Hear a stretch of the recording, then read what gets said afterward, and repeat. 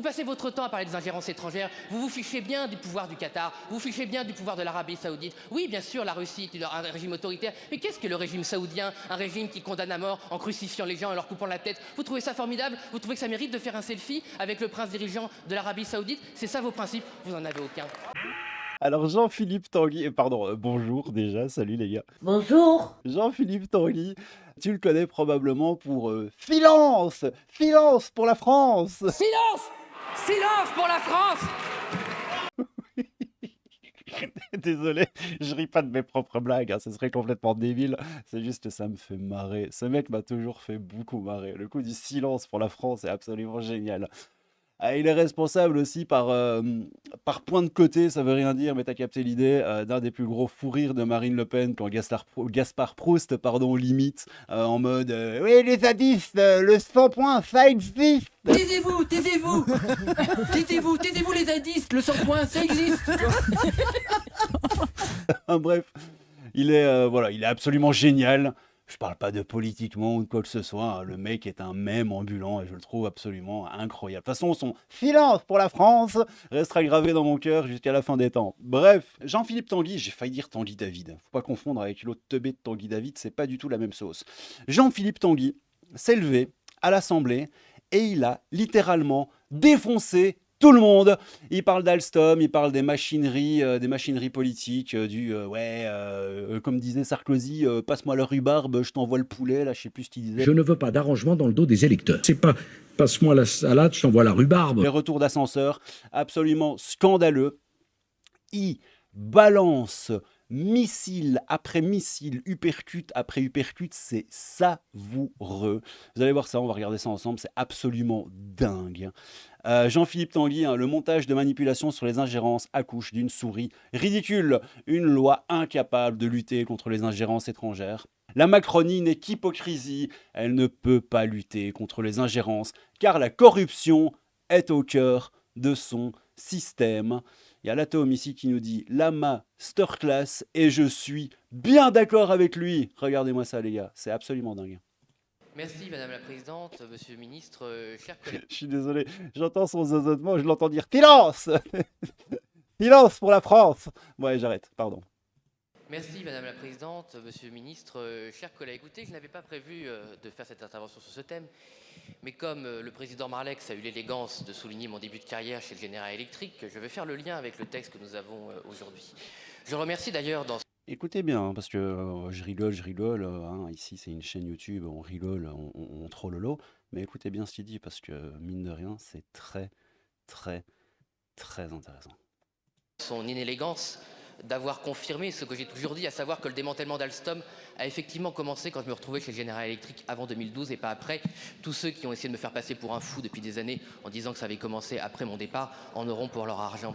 Ce que je voulais dire, c'est qu'effectivement, je suis peut-être une des personnes les mieux placées pour savoir ce que peut faire une multinationale américaine quand elle veut attenter aux intérêts d'un pays souverain comme la France, y compris dans son cœur, y compris dans sa souveraineté énergétique. Je sais à quel point une multinationale américaine peut acheter des intérêts français. Je sais à quel point ils peuvent acheter des hauts fonctionnaires, à quel point ils peuvent acheter des groupes politiques, y compris le vôtre, M. Marlex, puisqu'il a fallu 5 ans et que M. Guémard disparaisse de votre groupe pour que la commission... Je n'ai pas dit que c'était votre faute, j'ai dit que c'était l'UMP, pour que, au bout de 5 ans, l'UMP puisse enfin déclencher cette commission qu'elle ne pouvait pas quand le mari de M. Guémard était dans votre groupe. Je sais tout ce que peut faire une multinationale américaine. Je sais qu'elle peut même acheter des fonctionnaires dans les cabinets ministériels. Vous pouvez être reçu par le cabinet de M. Montebourg, amener des documents au cabinet de M. Montebourg, et ces documents disparaissent dans les couloirs de Bercy, et la personne qui vous a reçu devient quelques années après un banquier d'affaires dans une banque américaine sans que cela ne pose de problème à personne. Ça, c'est absolument scandaleux.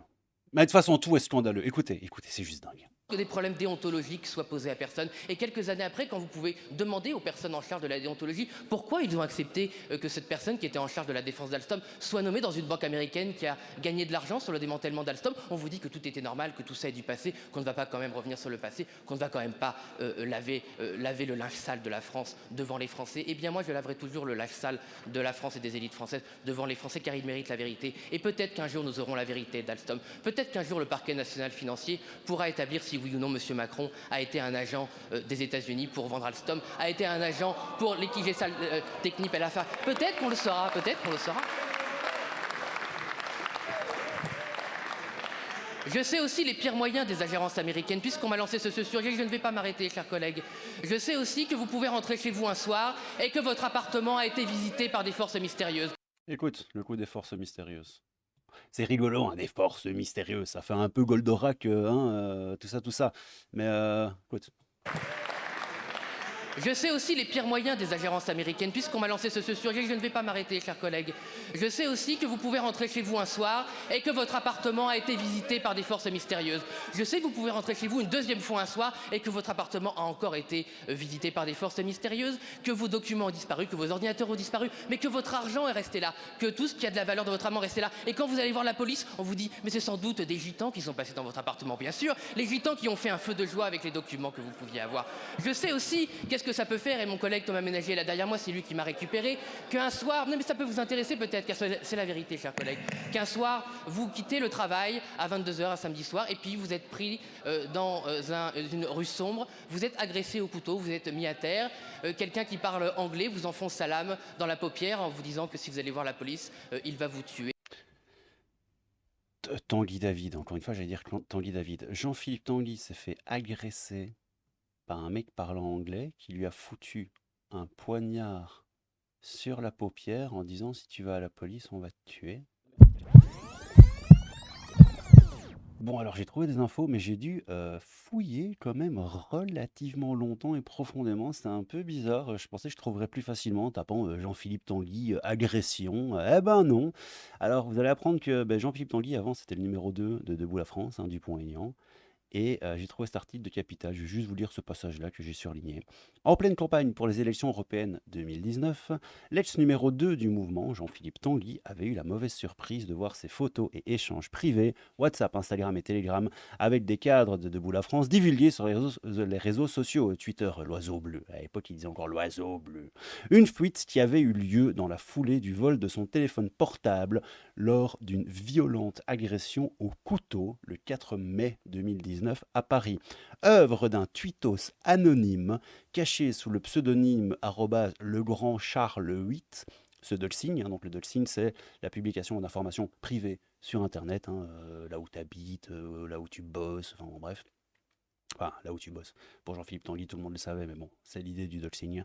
Assorti de commentaires malveillants, était censé dévoiler la prétendue face sombre du parti de Nicolas Dupont-Aignan. Mais en l'absence d'éléments probants, l'affaire n'a pas fait grand bruit, parce qu'il y avait probablement Walou. Bref, désolé, je faisais une petite parenthèse là-dessus, mais je trouvais ça bizarre quand même, son histoire de couteau, paupières et tout ça. Donc on va revenir sur ce que disait Jean-Philippe Tanguy. Désolé pour ça, mais je trouvais ça intéressant de rentrer un tout petit peu dans les détails. Détails, oui. Qui m'a récupéré, qu'un soir, non mais ça peut vous intéresser peut-être, car c'est la vérité, chers collègues, qu'un soir, vous quittez le travail à 22h un samedi soir, et puis vous êtes pris dans une rue sombre, vous êtes agressé au couteau, vous êtes mis à terre, quelqu'un qui parle anglais vous enfonce sa lame dans la paupière en vous disant que si vous allez voir la police, il va vous tuer. Et voilà, ça vous fait rire?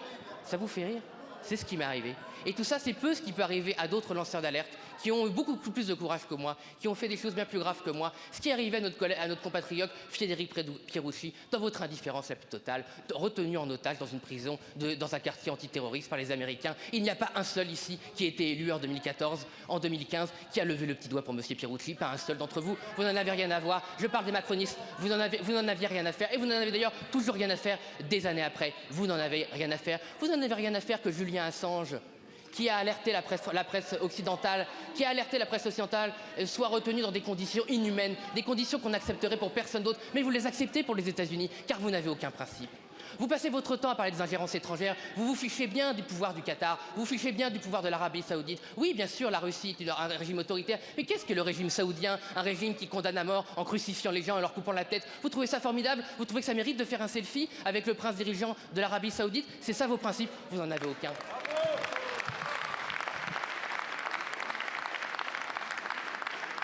Oh punaise! Inhumaines, des conditions qu'on accepterait pour personne d'autre, mais vous les acceptez pour les États-Unis, car vous n'avez aucun principe. Vous passez votre temps à parler des ingérences étrangères, vous vous fichez bien du pouvoir du Qatar, vous vous fichez bien du pouvoir de l'Arabie Saoudite. Oui, bien sûr, la Russie est un régime autoritaire, mais qu'est-ce que le régime saoudien? Un régime qui condamne à mort en crucifiant les gens et leur coupant la tête. Vous trouvez ça formidable? Vous trouvez que ça mérite de faire un selfie avec le prince dirigeant de l'Arabie Saoudite? C'est ça vos principes? Vous n'en avez aucun.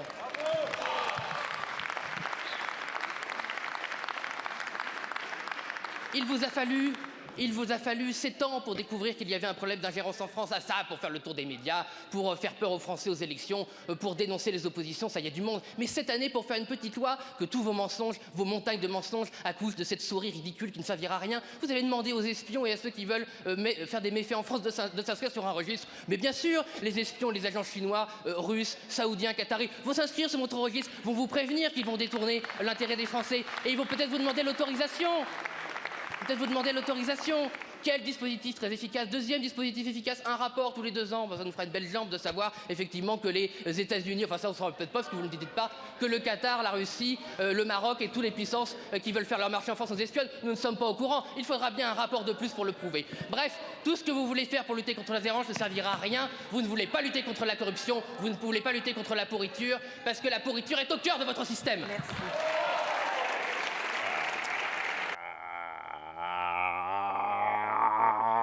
Ça nous fait une belle forme. Finance pour la France. Pouf! Je sais pas ce que vous en pensez. C'est quand même, c'est quand même violent, hein. On va pas se mentir. Punaise, quoi. Punaise. La masterclass, hein, nous dit l'atome. Ouais, grave, répond. Jesus du 71. 71. Masterclass, bravo. J'avoue que c'est excellent, nous dit Jacques Klosterman. Ouais, punaise. Jean-Philippe Tanguy, j'ai envie de hurler putain. Mais je peux pas sur YouTube. Punaise! Oh, Dieu! Ah, Jean-Philippe, silence pour la France! L'affaire Alstom, oui, est le plus grand scandale politique de l'histoire de la Ve République. Quand vous pensez que M. Guémard est président de de la Fondation Charles de Gaulle, vous vous interrogez sur l'absence totale des scrupules de ces gens-là. Vous avez été excellent, bravo Jean-Philippe, une prise de parole forte qui démontre l'imposture et la forfaiture de ces gens. Depuis que j'attends que quelqu'un à l'Assemblée parle d'Alstom et du financement en 2017 d'une certaine campagne électorale, aïe aïe aïe, ça lâche les termes. J'imagine que votre propos ici ne va pas vous rendre la vie facile. Effectivement, que vous êtes dorénavant fiché sur un tableau pour avoir osé parler et dénoncer. 1000 bravos d'avoir eu ce courage, le courage de lâcher quelques bribes de la fosse à purin dans laquelle nous baignons. Ce serait effectivement très bien qu'un jour toutes les infamies de l'actuel squatteur de l'Élysée, soient révélées au grand jour. Mais je crains que malheureusement, ils ne soient toujours protégés, épargnés. Bravo encore. Ah, histoire de voir un peu l'autre son de cloche, on a entre chacal et girafe qui dit « Le problème est que le RN, votre parti, fait partie de la pourriture que vous dénoncez, est un agent de l'ingérence américaine, la preuve en étant votre soutien indéfectible à l'Union européenne, à l'euro, à l'OTAN et à l'Ukraine, et la connivence de votre présidente avec Macron lors des élections présidentielles, notamment #besoin de cohérence ». Bon, là, on s'en fout. C'est pas faux, mais quand on trouve des personnalités qui, malgré les intimidations, continuent leur travail pour le bien commun, il faut les soutenir. Ce sont ces personnalités qui nous aideront peut-être à sortir de l'emprise des partis, ce que voulait De Gaulle. Ça, c'est vrai que c'est fort dommage, ça gâche un peu le plaisir de cette intervention pleine de panache. C'est vrai. C'était effectivement une intervention pleine de panache, on va pas se mentir. C'est bien beau tous vos discours, mais en attendant, il n'y a aucune opposition quand il faut être là. Curieusement, plouf, plus personne pour voter contre tous les projets de loi abjects que la Macronie fait endurer aux Français. Vous servez à rien. La preuve, la France est en train de couler. C'est ça le problème, il dénonce des choses très graves, c'est déjà ça, oui. Mais bon, derrière, rien ne bouge. Moi, je vous dis encore une fois, bon, ce que Jean-Philippe Tanguy a dit comme ça dans le Parlement, au Parlement, ça m'a fait rire. Mais je suis loin d'être un droitard pour le plaisir d'être droitard ou d'être bloqué sur une ligne idéologique. Moi, j'aime bien voir les différents sons de cloche et j'espère que ça vous intéresse aussi. Parce que j'ai pas envie juste de sucer. Voilà, aussi simplement que ça. Bon, puis ici on a Monsieur Tanguy, hein, bravo pour votre courage, pour la volonté qu'il faut pour aborder ce sujet plus qu'incongru dans le marigot politique et mondialiste. Ce monde occidental est celui de l'hypocrisie, de l'inversion des valeurs les plus sacrées, de l'abandon, de la lâcheté, de l'indifférence en ce qui concerne les méfaits avérés de certains et de l'exagération grotesque des prétendus méfaits des autres. Ce monde est simplement à reconstruire de fond en comble et certainement pas à la sauce du World Economic Forum. Il ne faut pas avoir peur. Il ne faut pas avoir peur. Non, il ne faut pas avoir peur. Bon allez, je crois que c'est plus ou moins tout. J'ai envie de terminer en vous disant silence, silence pour la France. Chers amis, c'était le crabe silencieux. Un peu de crabe et beaucoup de fantômes. J'espère que vous allez bien. J'espère que cette journée se passe très très bien pour vous. Je vous fais des bisous et je vous dis à très bientôt pour une nouvelle petite vidéo claquée au sol. Parce que je vais arrêter d'imiter, désolé, Jean-Philippe Tanguy, c'est vraiment complètement débile. Prenez soin de vous, les petits loulous. C'était le crabe fantôme. Un peu de crabe, beaucoup de fantômes et à bientôt. Tchou! Silence pour la France!